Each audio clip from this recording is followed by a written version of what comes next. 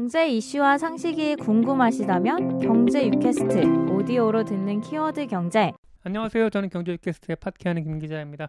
오늘은 좀 말씀을 나누고 싶은 게 이게 금융권의 취업과 관련된 문제를 좀 나누고 싶어요. 이게 디지털화가 이제 세계적으로 되고 우리나라에서 거의 대부분의 산업군에서 디지털화가 진행이 되고 있다 보니까 일자리 문제가 많이 부각이 되고 있긴 합니다. 은행권도 마찬가지고요. 이 은행권 같은 경우는 그래도 각 은행마다 몇백 명씩 이렇게 신입 공채를 뽑았고 문과생들이 또 진입할 수 있는 채용 시장에 좀 물론 좁긴 합니다만은 또 유일한 시장이긴 했는데 최근 들어서는 이 신입 공채마저 이게 은행권에서 진행할 신입 공채마저 줄어들고 있는 경향이 좀 보이고 있긴 해요. 그래서 이 부분에 대해서 좀 말씀을 나눠볼까 좀 생각을 하고 있어요. 특히 금융의 디지털화나 플랫폼화가 은행권 취업을 준비 중인 이 취업 준비생에게는 눈물이 될 수가 있어요. 이들의 눈물이 비단 그들만의 운 없음으로 머물러야 할까요? 디지털화의 세계에 살고 있는 우리한테 모두 다 해당이 될 수 있는 얘기이긴 합니다.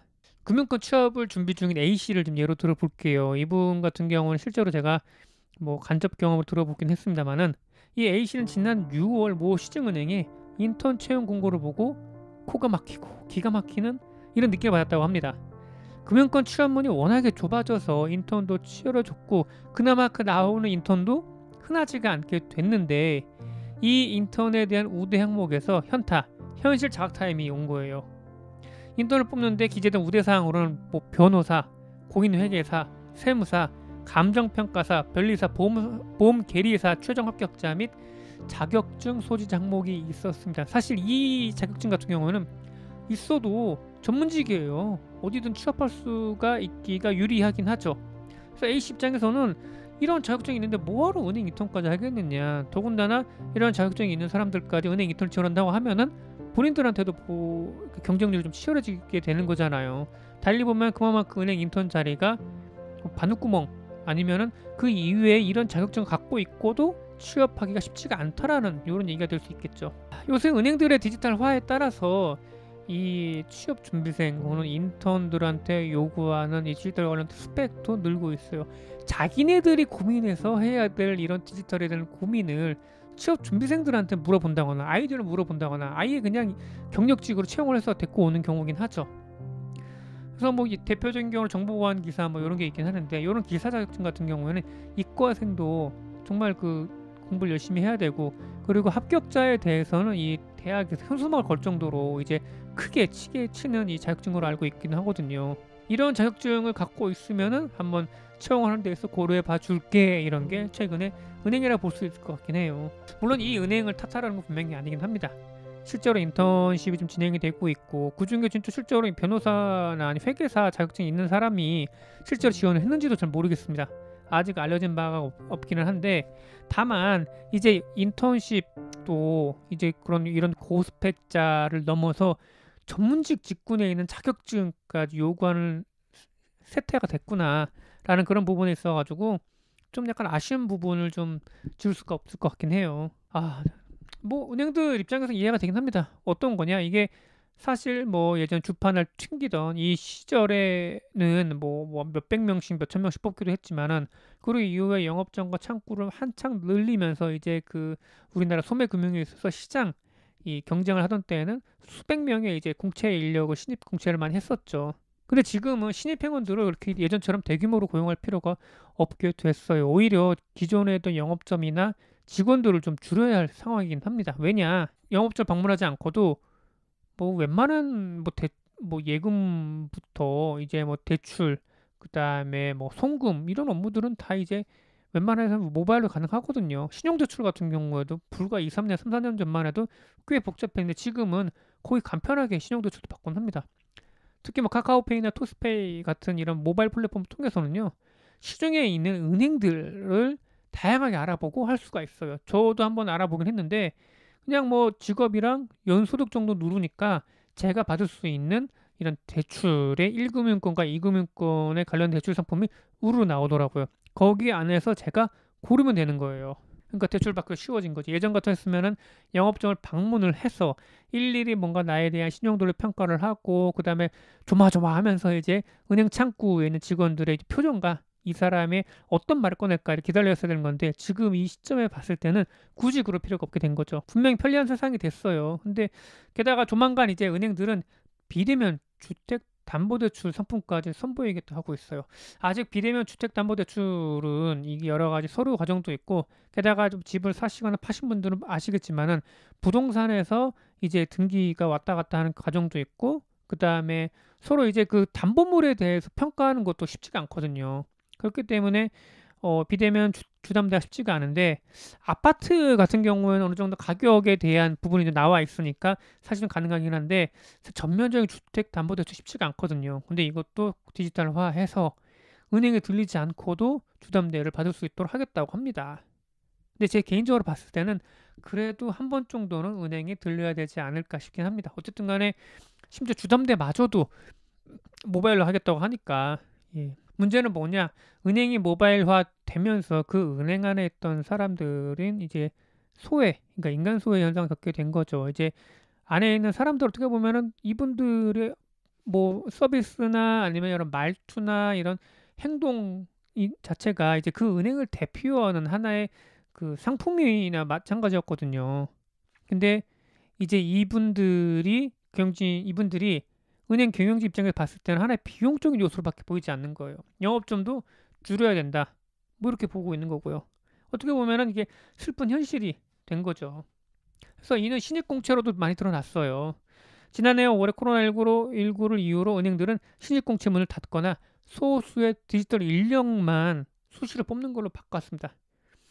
뭐 다른 기업들처럼 마찬가지로 은행들도 돈이 철철철 넘치는 은행들도 이런 작업을 하게 되는 거죠. 다시 말하면 예전처럼 창구 앞에 앉아서 손님을 기다리던 그런 시절에 은행 비즈니스가 이제 변모할 수밖에 없다라는 모습도 보이긴 합니다. 그렇지만 미국이나 뭐 영국을 봐도 은행업에 대해 다양화가 되긴 했지만은 또 모바일화도 되긴 했지만은 은행 창구에 있는 직원들의 역할은 여전히 있거든요. 왜냐하면 그들을 통해서 영업 뭐 대출이나 새로운 신규 상품도 뭐 소개할 수 있는 거고 그 다음에 지역 네트워크가 돼 있다 보니까 그들을 통해서 보다 다양한 영업 활동을 할 수 있는 거죠. 게다가 이제 이런 영업점 같은 경우에는 물론 현재 있는 시중은행들은 인터넷 전문은행에 창구 없으면서도 고수익을 올리는 요 부분에 대해서는 관심을 많이 갖고 있긴 합니다만은 또 반대로 인터넷은행이 이 기존의 은행을 봤을 때 이 영업점이야말로 정말 그 최강의 그 경쟁 포인트가 될 수 있긴 하거든요. 왜냐? 아니 지역 거점이 될 수 있는 거예요. 이런 영업점이요. 근데 그럼에도 불구하고 이 은행들, 이 디지털화의 이 전환점에 있는 이 은행들의 입장에 봤을 때는 이 영업점이 좀 비용이 좀 나간다라고 생각하고 있는 거죠. 올해 상반기 신입공채를 진행한 은행은 물론 뭐 소수 있긴 해요. 예, 몇몇 있긴 합니다만은 이제 문과생들까지 해서 이제 대규모로 채용하는 경우는 IBK 기업은행이 한 250명, NH농협은행이 350명 정도 되긴 합니다. 상업은행에 있어서는 이제 대규모 채용이 많이 사라졌다고 보실 수 있을 것 같긴 합니다. 시중은행 근무 경력으로 이제 핀테크 업계에 이직한 한 뭐 직원, 뭐 선배죠. 이 직원도 이렇게 얘기를 했다고 합니다. 보니까 선배로서 약간 미안한 마음을 좀 전하기도 했어요. 있는 인력과 영업종을 줄여한 상황에서 신입공채 이미 간신건 밖으로 나가 있기 때문이죠.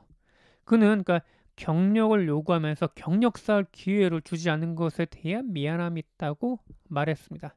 예, 유병재 그 유명한 그 유병재 씨가 한 말이 있죠. 예, 아니 뭐 진짜 뭐 일할 기회를 줘야지 경력을 쌓지 그렇게 얘기를 했잖아요. 좀 안타까운 현실에 분명히 좀 와닿아 있는 것 같긴 합니다. 예. 신입 말고도 이미 은행에서 입행을 해서 자리를 잡고 있는 이 행원들의 사정은 또 어떨까요? 이들 본인도 얘기를 좀 들어보면은 뭐 캄캄하기는 마찬가지긴 해요. 물론 뭐 당장 내일 아니면 내년에 뭐 은행을 나가라 하진 않겠지만은 10년 뒤나 20년 뒤에 그들이 있을 자리가 은행에 있을 거냐 이 부분에 대한 의심을 분명히 하고 있는 거죠. 그 전에 그들의 선배들 같은 경우에는 뭐 경력까지 채우거나 임금 피크제에 들어간 사람들 같은 경우에는 목돈을 이제 명예퇴직금으로 들고 나올 수도 있긴 하는데 이거 자체가 힘들어질 거라는 생각을 하게 되는 거죠. 게다가 이제 은행원들 같은 경우에는 나오면 할 게 없어요. 예, 할 게 없습니다. 그래서 은행 쪽 하시던 분들이 나와서 재취업하는 경우가 동종업계로 해서 재취업하는 경우가 그렇게 많지가 않습니다. 설사 있다고 하더라도 비정규직으로 해서 은행 영업점에 뭐 대출 심사를 도와준다거나 근데 그것도 잠깐 임시로 할 뿐인 거지 이분이 나이 60 넘어서 70 넘어서까지 하기에는 사실상 어려운 거죠. 실제 은행들은 영업점과 내부 행원들의 수를 줄여왔어요. 2017년 중반을 기점으로 올해 6월까지 그 4대 은행 KB국민, 신한, 하나, 우리 이 시중은행의 정규직 일자리 수는 5,281개. 예, 각 은행 사업 보고서 기준에 따라서 이 정도의 일자리가 4년 동안 줄어왔어요. 이 기간 일자리질은 더 안 좋아졌다고 합니다. 예, 보니까 4대 시중은행 기간제, 그러니까 비정규직 근로자의 수는 1,077명이 늘었어요. 전체 일자리 수는 줄어드는데 그나마도 늘어난 건 비정규직이라는 얘기가 되는 거죠. 혹자는 핀테크가 새로운 일자리를 창출하고 있다고 말을 하고 있어요. 물론 맞는 말이죠. 사실 많은 핀테크 스타트업들이 또 고용 인력을 또 창출하고 있는 것도 사실이긴 하고요. 그리고 인터넷 은행, 특히 카카오뱅크 같은 경우도 성장하면서 거의 뭐 몇백 명의 인력을 해마다 이렇게 뽑고 있기는 하죠. 그렇지만 2017년 이후 카카오뱅크와 K뱅크의 직원 수, 그러니까 늘어난 직원 수는 한 1,100명 정도입니다. 그나마 카카오뱅크 같은 경우에는 또 정규직 이외에 계약직, 2년 임시직이 많은 편이긴 해요. 그들이 이제 뭐 대출 심사도 하다 보니까 뭐 전세자금 대출에서 약간 빵꾸 나기도 하고 그렇게 되는 거죠. 익명을 요구한 금융권 취업 동아리 소속 학생은 취업 준비는 수년에 걸쳐 한다면서 갑작스럽게 채용문이 닫히면 이를 준비하는 취준생들 노력은 허사가 된다고 말을 했습니다. 그는 상대적으로 박탈감이 클 수밖에 없다면서 암담하다고까지 말했습니다. 기회조차 부여받지 못한 그들의 절규인 거죠. 여러분, 요 일이 좀 남의 일 같으신가요? 좀 최근에 최근도 아니죠. 예전에 재밌게 봤던 그 드라마 중 하나가 영국 드라마인데 블랙미러가 있어요. 2011년작에 나온 게 있는데 이게 두 번째 에피소드일 거예요. 옴니버스 형식의 드라마인데 두 번째 에피소드 핫샷이라는 건데 2011년에 제작되어서 방영이 된 겁니다. 이게 좀 약간 디스토피아, 좀 암울한 미래를 담고 있기는 해요. 그러니까 모든 일이 디지털 자동화되다 보니까 노동이 사라진 이 시점에 거기에 있는 사람들은 뭘로 돈을 버는 거냐? 그냥 자전거를 굴립니다. 자전거 굴리면서 코인을 버는 거야. 거기서 이제 나는 코인을 갖고 이제 먹을 것도 사고 본인이 원하고 싶은 이제 그 엔터테인먼트한 그 콘텐츠도 보는 거죠. 거기 있는 사람들의 낚시 뭐냐면은 그냥 하나의 유희 활동이 그냥 자기 방 안에서 여러 가지 콘텐츠, 영상 콘텐츠를 보면서 혼자 즐기는 것밖에 없어요. 이게 파편화된 인간관계의 미래의 모습을 하나 볼 수 있을 것 같긴 한데 이들의 유일한 탈출구는 뭐냐? 슈퍼스타 K 같은 오디션 프로그램에 가서 우승하는 겁니다. 우리나라에 있어서 과거에는 대통령이 되고 싶어요라는 게 하나의 뭐 어린 아이들의 꿈이었다고 하면 지금은 이제 연예인이 돼서 유명한 연예인이 돼서 큰 돈을 벌고 싶어요가 하나의 또 꿈이 된 거죠. 그러니까 인공지능이 지배하는 세상이 온다고 하더라도 우리의 노동이 필요가 없는 세상이 온다고 하더라도 누군가의 그 스타를 바라보는 열망과 그 스타가 벌어들이는 이 수익에 대한 부분은 여전히 남아있을 거라고 하는 하나의 의미심장한 부분이 될 수 있을 것 같긴 합니다. 이런 디스토피아적인 세상이 좀 마냥 허무맹랑해 보일까요? 근데 10년이 지난 지금 봤을 때 상당히 타당성 있어 보이기도 합니다. 2019년이죠. 스웨덴에서 한 가지 재미난 프로젝트가 진행됐어요. 아침 저녁으로 형광등만 끄고 월급 260만 원을 주는 일자리를 평생 동안 보장해주는 프로젝트예요. 오, 이거 되게 땡보다 괜찮다 생각을 하시겠죠. 스웨덴 IT 도시 예테보르에서 진행되는 이 실험은 노동이 사라진 시대를 가정한 프로젝트입니다. 노동의 본질을 생각해 하면서 인간이 살면서 누려야 할 기본소득이 어디까지인지 보려는 시도이기도 해요. 2025년부터 본격적으로 시작한다고 합니다. 이 프로젝트도 남의 일 같으신가요, 혹시요? 멀리 갈 필요 없이 우리 주변을 봅시다. 예, 우리 주변을 한번 보자고요. 고용 없는 성장은 이미 우리나라 산업 현실을 대표하는 이제 단어가 됐어요. 경제 성장률이 2% 밑으로 떨어진 상황에서 디지털화까지 급속히 진행이 되면서 우리가 해야 할 노동의 영역이 줄어들고 있습니다. 일이라는 것은 생각보다 중요할 수가 있어요. 그렇죠. 내가 무엇을 하고 있는가에 따라서 성취감 느낄 뿐만 아니라 내가 하고 있는 일이 내가 사회에서 어떤 입지와 어떤 위치를 갖고 있는지 설명해 주는 게 될 수 있으니까요. 특히 이게 조직 안에서의 역할이 자기 정체성과 밀접하게 결부되는 이 동양 사회에서는 요 하는 일만큼 또 중요한 것도 없는 것 같습니다. 잘 체감이 안 된다고 하면은 여러분이 당장 지금 나에 대한 소개를 한번 해보세요. 본인에 대한 소개. 어떤 말부터 나오나? 아마 자기가 하고 있는 일에 대한 아니면 자기가 하고 있는 직업에 대한 얘기부터 먼저 나오게 될 겁니다. 급속한 디지털화라는 이 과정 속에서 우리가 잃는 게 무엇일까요? 치열하게 경쟁을 해서 피라미드 끝에 최정상을 차지하는 게 결국 우리가 사는 길일까요? 디지털은 소수의 성공한 자들에게 부의 집중의 선물을 가져다 주었습니다. 그러나 대다수의 상대적인 빈 공간을 안겨주는 것 같습니다. 요새 CEO들 연봉 한번 보세요. 예, 상장사 기준으로 봤을 때 뭐 10억, 20억 정도 벌어가시는 분들 수두룩합니다. 근데 거기 안에 있는 그 직원들의 월급은 또 얼마일까요? 차이가 많이 날 수밖에 없겠죠. 게다가 은행이나 이런 금융지주 같은 경우 역대급 실적을 달성하고 있습니다. 코로나19 상황에 따라서 그들이 누리는 순이익이 엄청 늘었거든요. 게다가 올해는 이제 금리가 상승하면서 대출 금리는 상승하고 예금 금리는 천천히 올라가면서 그 사이에서 벌어들인 예대 마진은 더욱더 많이 늘어났고요.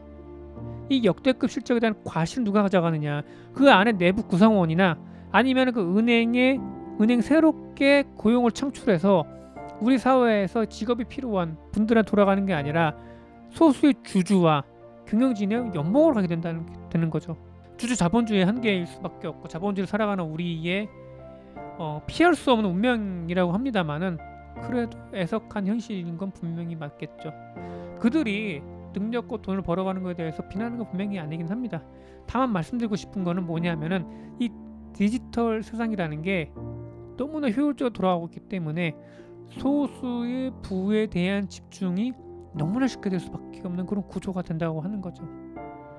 유명한 사람은 그 유명세를 이용을 해가지고 엄청나게 부를 올리고 돈을 벌고, 그렇지만 유명하지 못하거나 아니면 일반적 근로를 하는 사람은 최저임금 수준의 돈을 받으면서 살 수밖에 없게 되는 거죠. 피라미드의 맨 끝에 있는, 맨 위에 있는 이분들은 어쩌면 하루하루 분투하듯 살아가는 일반적인 피라미드 중하단의 사람들을 보면서 웃고 있을지 모릅니다. 우리가 꿈꾸는 세상은 어떤 세상일까요? 다시 한번 생각해 보겠습니다. 감사합니다. 파키하는 김 기자였습니다.